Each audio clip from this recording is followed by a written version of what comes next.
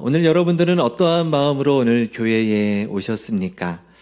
한 주간 오시면서 여러 가지 또 삶의 무게와 또 어려움들, 또 고난들, 또 그런 상황 속에서 오늘 교회에 와서 하나님이 주시는 참 평안과 또 위로와 또 회복, 이런 것을 다시 주님 말씀 앞에서 예배 가운데에 또 얻기를 원하시는 그런 마음으로 오신 분들도 계실 테고, 아니면 그냥 습관에 따라서 주일이니까 당연히 교회 가야지 라는 그런 생각으로 발걸음을 옮기신 분들도 있을 것입니다.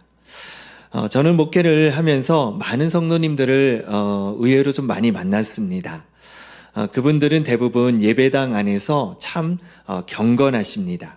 뜨겁게 기도도 하시고요, 또 눈물 흘리며 찬양도 드리시고 말씀에 아멘 이렇게 화답도 하십니다. 그런데 이상하게도 그토록 은혜를 받았던 분들이 월요일 아침이 되면 마치 다른 사람처럼 살아간다라는 것이죠. 직장에서는 남들처럼 경쟁을 합니다. 가정에서는 똑같이 짜증을 내고 또 세상의 성공 기준에 목을 매며 살아가고 있습니다. 최근 한국교회 트렌드의 조사에 따르면 많은 한국교회 교인들이 신앙과 삶의 괴리를 경험하고 있다, 이러한 분석이 나왔습니다. 주일 예배는 열심히 드리지만 직장과 또 가정에서 비신자들과 구별되지 않는 삶을 살고 있다라는 것이죠. 어떤 조사에 의하면 직장 동료들이 크리스찬 직장인과 또 비크리스찬 직장인들을 구별하지 못한다라는 그런 결과도 나왔습니다. 예배당 안에서는 뜨겁게 그 신앙을 표현하며 또 예배하며 또 주님 앞으로 나아가는데, 그것이 예배당 밖으로 세상으로 나아가서는 연결되지 않는다라는 것이죠. 이른바 썬데이 크리스찬, 옛날부터 있었던 용어입니다. 그런데 이 썬데이 크리스찬이라는 이 현상이 점점점 하나님의 말씀이 선포되어지고 그 말씀들이 정말 홍수처럼 쏟아지는 이 시대 속에서 과거에보다도 대형 교회들이 훨씬 많이 늘어나는 이 현실 속에서 여전히 그리스도인들의 삶은 크게 변하지 않았다라는 것이죠. 오늘날 한국교회가 직면해야 될 가장 큰 위기 중에 하나일 것입니다. 도대체 왜 이런 일이 일어나는 그 이유가 무엇일까요? 오늘 사도 바울은요, 로마 교회의 성도들에게 이 편지 속에서 그 답을 이야기해 주고 있습니다. 우리는 그동안 무릎의 신앙에만 머물러 있었다라는 것이죠. 예배당 안에서는 무릎을 꿇는 것으로 신앙생활이 완성된다라고 생각했던 것입니다. 하지만 바울은 오늘 본문을 통해서 우리에게 전혀 다른 차원의 신앙을 요구하고 있습니다. 오늘 설교의 핵심 메시지는 이것이지요. 무릎으로 쌓은 신앙은 반드시 발바닥의 순종으로 증명되어야 한다는 것입니다. 교회 안에서의 예배자가 교회 밖에서, 세상에서, 일상에서 삶의 예배자로 이어지지 않는다면 그것은 반쪽짜리 신앙인이라는 것이죠. 그러면 우리는 반쪽짜리 예배자가 아닌 온전한 예배자로 살기 위해서는 어떻게 해야 될지 오늘 말씀을 통해서 함께 은혜를 나누고자 합니다. 바울은 첫 구절에서 이해하기 어려운 권면을 우리에게 하고 있습니다. 1절 말씀 후반에 보시면 너희 몸을 하나님이 기뻐하시는 거룩한 산 제물로 드리라, 이렇게 말하고 있습니다. 거룩한 산 제물로 드리라.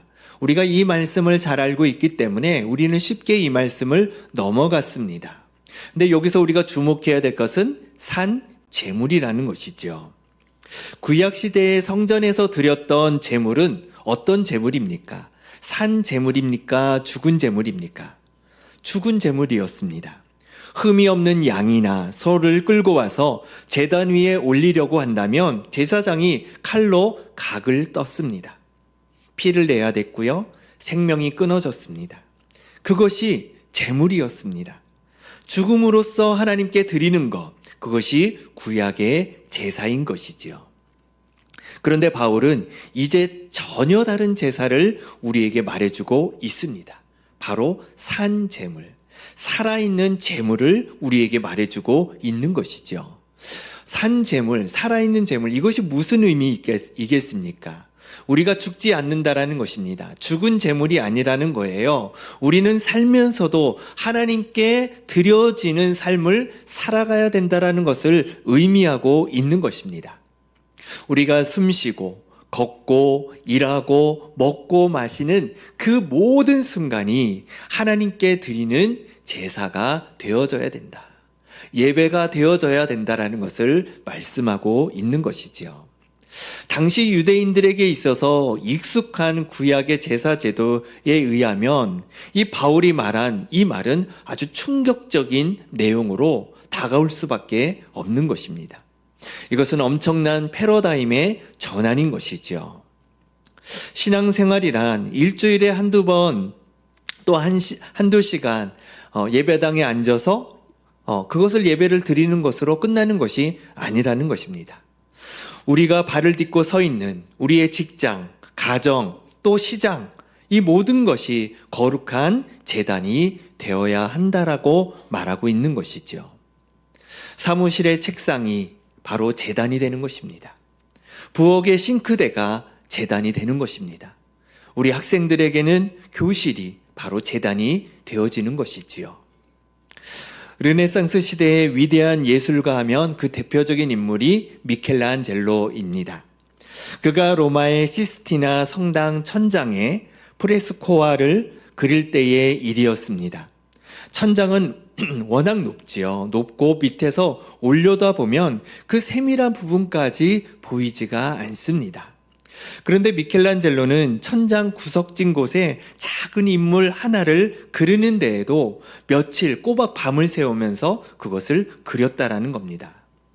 어느 날 친구가 그에게 다가왔습니다. 미켈란젤로, 자네는 도대체 왜 그러는 건가? 어차피 높은 곳에 있어서 잘 보이지도 않아. 왜 그렇게 고생하면서 세밀하게 그것을 그리는 거야? 그러자 미켈란젤로가 붓을 놓지도 않은 상태에서 짧게 대답을 합니다. 사람들은 보지 않아도 괜찮아. 내가 알고 하나님이 알고 계셔. 여러분, 이것이 바로요, 산 제물을 의미하는 것입니다.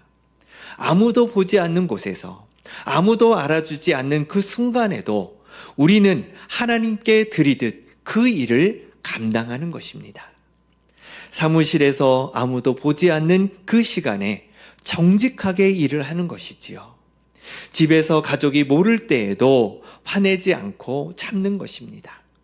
이익을 볼 수 있는 순간, 그런 상황 속에서도 양심을 지키는 것이죠. 이 모든 것이 우리가 바로 하나님께 드릴 수 있는 영적 예배라는 겁니다. 여러분, 혹시 주일 예배만 열심히 드리면 하나님께서 만족하실 거라 그렇게 생각하십니까? 새벽 기도에 열심히 나오고 수요 말씀 사경에서 열심히 말씀을 배우고 또 하나님 앞에 11조를 온전히 드리면서 이렇게 신앙생활하는 것, 이것이 잘하고 있는 것이다, 이렇게 여겨지십니까? 그것도 중요합니다. 그렇게 하셔야 됩니다. 하지만 하나님은요, 우리의 몸 전체로 드리는 것을 원하신다라는 것입니다. 우리의 월요일부터 토요일까지 우리가 서 있는 그 모든 자리에서 하나님 앞에 제사 드리는 것, 하나님 앞에 제단을 올려드리는 것, 하나님 앞에 예배 드리는 그러한 삶을 하나님은 원하십니다. 여러분들이 예배를 드리고 이제 집에 돌아가셔서 설거지도 하시고 또 청소도 하시지요. 여러분, 그것이 바로 예배입니다. 내일 아침 또 출근해서 컴퓨터에 앉아서 또 일할 때에 그것도 여러분 예배입니다. 그 다음 모레 동창들을 만나고 대화할 때도 그 말 한마디 한마디가 예배가 될 수 있는 것입니다. 우리의 발바닥이 닿는 모든 곳이 거룩한 성소가 되어 산 제물로 하나님께 드리는 제사, 그 예배의 삶을 여러분들 기억하시기를 바랍니다. 바울은 이어서 또 강력하게 권면을 하고 있습니다. 2절 초반부에 보니까요, 너희는 이 세대를 본받지 말라, 이렇게 말씀하고 계십니다. 본받는다, 본받다, 이거는 헬라어로 이런 뜻입니다. 외적인 틀에 자신을 맞추다라는 뜻입니다. 거푸집에 부어 넣는다라는 그런 의미예요. 여러분 생각해 보십시오. 우리가 얼마나 쉽게 세상의 거푸집에 우리 자신을 부어 넣습니까? 주일에는 우리 모두가 천사처럼 하나님을 찬양합니다. 하지만 월요일부터 세상의 그 성공의 방식과 또 이기심을 가진 그 파도에 우리가 밀려서 떠밀려 살아가고 있지는 않으십니까? 세상이 성공하려면 남을 밟고 올라서야 돼 라는 그 말에 우리도 그렇게 하고 있지는 않습니까? 세상이 돈이 최고고 권력이 전부라고 속삭이면 우리도 그 뒤를 쫓아가고 있지는 않습니까? 19세기 덴마크 실존주의 철학자 쉐렌 키에르케고르가 당시 형식적이고 안일한 기독교 국가였던 덴마크 교회를 신랄하게 비판을 했습니다. 그는 거위의 비유라는 우화를 통해서 이렇게 말을 했습니다. 어느 나라에 거위들이 살고 있었습니다. 그들에게 특별한 전통이 있었는데 매주 일요일마다 한자리에 모여서 예배를 드리는 것이었습니다. 가장 웅변에 아주 능한 그런 거위가 설교단에 올라가서 설교를 했습니다. 거위 여러분, 우리에게는 날개가 있습니다. 이 날개로 우리는 높이 날아오를 수 있습니다. 우리는 땅에 묶인 존재가 아닙니다. 하늘을 자유롭게 날 수 있는 고귀한 존재입니다. 거위들은 그 설교를 듣고 깊은 감동을 받았습니다. 어떤 거위는 막 눈물도 흘리는 거위도 있었고요. 어떤 거위는 그 말씀 때문에 아멘, 아멘 하기도 했습니다. 모두가 뜨거운 은혜를 받은 거예요. 그런데 예배가 끝나자 어떤 일이 벌어졌습니까?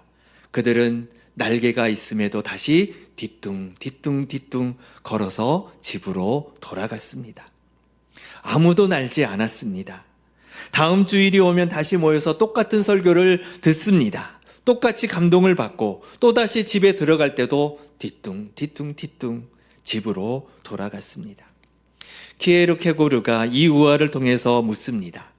오늘날 그리스도인들의 모습이 바로 이 거위들과 다를 바가 무엇인가? 사랑하는 성도 여러분, 우리는 어떻습니까? 매주 이 자리에 모여서 예수 그리스도가 우리의 구원자이시고 우리를 죄에서 구원하셨다라고 선포하고 또 우리는 세상을 이길 수 있는 것은 오직 믿음이라는 그런 말씀을 우리가 들으면서 은혜를 받습니다. 그런데 우리가 예배당의 문을 나가는 그 순간부터 우리는 정말 날고 있는 것입니까? 아니면 세상 사람들과 똑같이 뒤뚱거리며 살아가고 있는 것은 아닙니까? 세상은 우리에게 끊임없이 말을 하고 있습니다. 내 유익을 위해서 남을 밟아야 된다. 손해봐서는 안 된다. 내가 먼저 챙겨야 된다. 하지만 발바닥의 신앙인은 정반대로 걸어야 됩니다. 세상이 위로 올라가려고 할 때 우리는 아래로 내려가야 됩니다. 세상이 받으라고 할 때 우리는 남에게 주어야 됩니다. 세상이 첫째가 되라고 할 때 우리는 꼴찌가 되기를 자처해야 됩니다. 이것은 쉬운 일이 결코 아닙니다. 이 세대를 본받지 않고 산다라는 것은 물결을 거슬러 헤엄치는 것과 같기 때문이지요. 힘들고 외롭고 때로는 손해보는 것처럼 느껴집니다. 하지만 바로 이 발걸음이 우리의 신앙의 진정성을 증명해주고 있는 것입니다. 여러분의 지난 한 주를 한번 돌아보십시오. 여러분은 세상의 거푸집에 자신을 맞추어 살아오셨습니까? 아니면 하나님의 뜻, 하나님의 말씀대로 살아오셨습니까? 혹시 주일에는 거룩한 모습을 하고 있지만 평일에는 세상 사람들과 전혀 다를 바 없는 그런 모습으로 살고 있지는 않으셨습니까? 우리는 이 세대를 본받지 말고 하나님의 뜻을 쫓아 살아가는 하나님께 속한 사람이라는 사실을 여러분들 잊지 마시기를 바랍니다. 바울은 계속해서 이야기합니다. 오늘 2절 후반절부터 말씀 보시면 오직 마음을 새롭게 함으로 변화를 받아 하나님의 선하시고 기뻐하시고 온전하신 뜻이 무엇인지 분별하도록 하라 말씀하고 계십니다. 여기서 마음을 새롭게 한다라는 이 말의 헬라어의 뜻은요, 단순히 생각을 바꾸라라는 것이 아닙니다. 지속적으로 새로워지는 과정을 말하는 것입니다. 일회성의 결단이 아니라 날마다 매 순간 이루어져야 되는 영적인 훈련을 말하고 있는 것입니다. 그리고 그 결과가 무엇입니까? 분별이에요. 분별. 하나님의 선하시고 기뻐하시고 온전하신 뜻이 무엇인지를 분별하는 능력입니다. 여러분, 이러한 분별의 능력은요, 신학교를 다닌다고 해서 이것이 생기는 것이 결코 아닙니다. 삶의 현장에서 구체적인 선택의 순간마다 작동되어지는 실질적인 지혜를 의미하고 있는 겁니다. 우리는 매일 수많은 선택의 기로에 서 있습니다. 아침에 눈을 뜨는 순간부터 잠자리에 드는 그 순간까지 우리는 끊임없이 선택을 하게 되어 있습니다. 무엇을 먹을까? 무엇을 입을까? 누구를 만날지, 또 무슨 말을 해야 될지, 어떤 태도를 취해야 될지, 이 모든 선택의 순간마다 우리에게 무엇이 필요합니까? 분별력이 필요한 거예요. 분별력. 이것이 하나님께서 기뻐하시는 일인가? 이것이 하나님의 뜻에 합당한 일인가? 우리에게는 분별력이 필요합니다. 바다에 사는 연어는 산란기가 되면 수천 킬로를 헤엄쳐서 자신이 태어난 강으로 돌아갑니다. 그런데 그 여정이 얼마나 힘들겠습니까? 연어는 바다에서 강으로 거슬러 올라가야 합니다. 물결을 거스르는 것입니다. 죽은 물고기는 물결이 흐르는 대로 떠내려가면 됩니다. 힘이 하나도 들지 않습니다. 그냥 몸을 맡기면 떠내려가는 거예요. 하지만 살아있는 물고기는 다르죠. 온몸에 근육을 사용하여 물결을 거슬러 올라갑니다. 폭포를 만나면 뛰어오르고요. 바위를 만나면 돌아가고요. 때로는 비닐이 벗겨지고 지느러미가 찢어져도 계속해서 앞으로 나아갑니다. 왜 이럴까요? 왜 그렇게 힘든 삶을 이 언어는 살아갈까요? 생명의 본능 때문에 그렇습니다. 자신이 태어난 곳으로 돌아가야 된다라는 본능인 것이죠. 새 생명을 낳아야 한다라는 그 본능이 그들을 움직이는 것입니다. 성령으로 마음이 새롭게 된 사람들도 마찬가지입니다. 세상의 흐름에 몸을 맡기지 않습니다. 편하고 쉬운 길을 우리는 거부하고 살아가고 있습니다. 대신 하나님의 뜻이라는 이 이정표를 따라서 역류하는 힘을 가지고 있는 것이지요. 남들이 왜 그렇게까지 하느냐 물어봐도, 왜 손해보는 길을 가느냐 비웃어도 우리는 멈추지 않습니다. 왜냐하면 우리 안에 하나님의 생명이 있기 때문입니다. 사랑하는 성도 여러분, 여러분의 발바닥을 한번 내려보십시오. 그곳에는 거룩한 역류의 굳은 살이 박혀 있으십니까? 하나님의 뜻을 따라 세상을 거스르려 올라가는 흔적이 있으십니까? 아니면 세상의 물결에 떠내려가다가 여기저기 부딪혀서 상처 난 것은 아닙니까? 분별한다라는 것은 머리로만 공부해서 되는 것이 아닙니다. 발로 걸으며 배우는 것이지요. 한 걸음 한 걸음 내디딜 때마다 이 길이 하나님께서 기뻐하시는 길인가 묻는 것입니다. 그리고 그 물음에 그렇다 확신하면 가는 것이고, 아니다 라고 그 음성이 들려지면 멈추는 것입니다. 이것이 바로 발바닥의 신앙입니다. 일상의 모든 선택에서, 구체적인 삶의 현장에서 하나님의 뜻을 분별하는 그러한 발바닥의 신앙, 그것이 오늘날 우리에게 분별력을 통해서 주시는 하나님의 메시지라는 것이죠. 신앙은 교회 안에 머무는 것이 아니라 세상에서 나타나는 것임을 여러분들 믿으시기를 바랍니다. 우리는 그동안 무릎의 신앙에만 머물러 있었습니다. 예배당 안에서 무릎 꿇고 기도하는 것, 찬양하는 것, 말씀을 듣는 것만으로 신앙생활이 완성된다라고 생각했습니다. 뜨겁게 기도하고 은혜 받는 것에 만족했습니다. 하지만 예배당 문을 나서는 순간 하나님과의 동행이 멈춰 버린 겁니다. 하나님은 오늘 우리에게 분명하게 말씀하십니다. 내 무릎의 눈물을 내 발바닥의 땀방울로 바꾸어라. 예배당 안에서 흘린 뜨거운 눈물 너무나도 소중합니다. 하지만 그 눈물은 반드시 삶의 현장에서 흘리는 땀방울로 이어져야 됩니다. 기도회에서 쏟아낸 그 간절한 부르짖음 너무나도 중요합니다.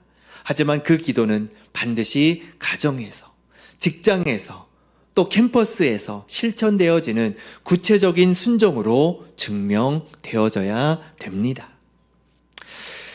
우리의 신앙이 종교적 취미 생활이 되지 않기를 바랍니다. 일주일에 한 번 예배당에 와서 잠깐 경건하다가 가는 것으로 만족하지 마십시오. 삶으로 이어지는 그런 이어지는 신앙이 되어져야 되지, 이어지지 않는 신앙은 허구에 불과합니다.